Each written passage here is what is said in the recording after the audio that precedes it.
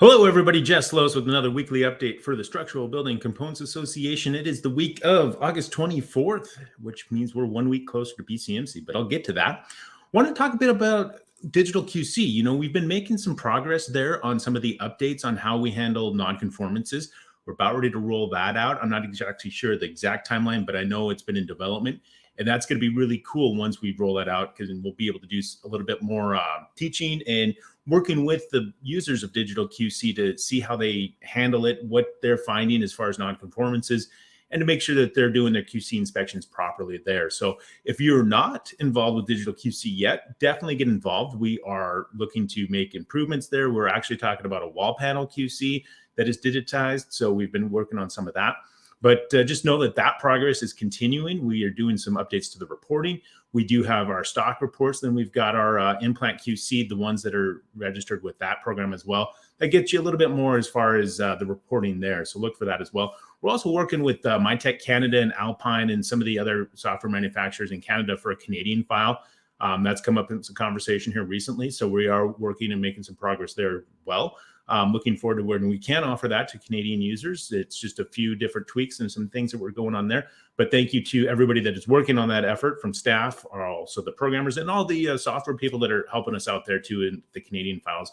That is a big ask, and I appreciate everything that's going on there too.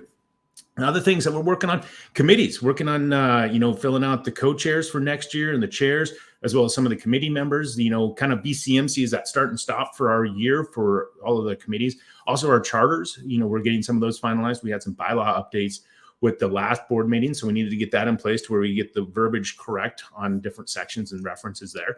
But know that work is continuing. That's one of the things I've been digging into, as well as some of the location aspects of all of our members, which is in support of our strategic plan. So that work, it's kind of nice to be, into some of that, into the weeds with it. But also, when we talk about BCMC, that's really been the focus for our staff. We gear up for that. It's a year-round event, as I've talked about, for Ali and some of the others. But really, all of our staff is doing something, some way, shape, or form towards BCMC. I appreciate all of their effort, their hard work. It really is kind of our harvest time or our busy time. If you look at seasonality of different occupations, this is our busy time, which is nice. It's the end of summer. So, appreciate all that. One thing I did want to talk about, and I did this week, I went through our exhibitor list, and, it's one thing to walk the show floor, and some people, they just kind of get in the same thing. They recognize the same faces and they talk to the same people. I would challenge our component manufacturers and our framers that are going to attend, look and try to understand what all the exhibitors do. I think we've got 114-ish. It's a lot, but so I know that's a big ask, but it is one of those that you may have been overlooking something. And that is something that, I've gone to a number of trade shows this last year, looking at different things, wood products, and just in general for trade shows, try to understand what it is that they do. And they might not have all of their offerings there right in front of you to look at, which is one of those that I wish they did. I wish they'd bring more equipment and that sort of stuff. But that is something that there might be some hidden gems in there that you've overlooked in years past. So I would challenge you to go through that list. It's on our website, bcmcshow.com. And you can go to attend, and then the exhibitors can even check out a model of the show floor and see exactly what's going to be there, and try to understand, maybe it's something like ABCXY is the company name and you don't understand what it is that they do. Challenge yourself to try to understand that before you get to Indy, and then have those conversations when you get there. I think you'll be better off. You'll probably surprise yourself with some of the offerings that are there that have just not, on the radar. So one of those under the radars. Again, other things that we have acts or opportunities at BCMC, the Pinewood Derby. I actually had a dream about this last night, that my Pinewood Derby car from when I was a Cub Scout, I was utilizing that.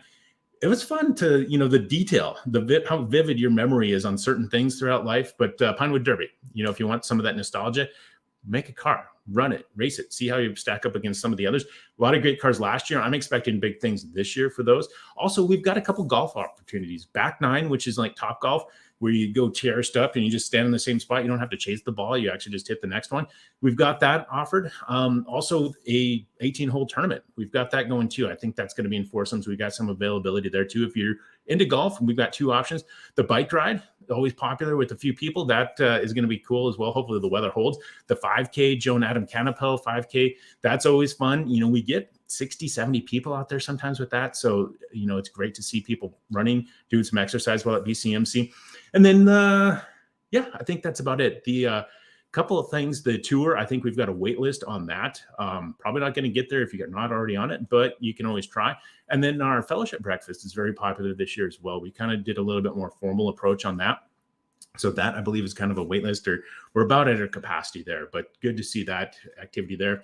One other shout out I want to give is for Mr. Sean Shields. He did a tremendous podcast this last week. It was released this last week with Jim Tobin, the new CEO of NHB. So that was Component Connection. If you have not checked it out, please do. That is a very big deal.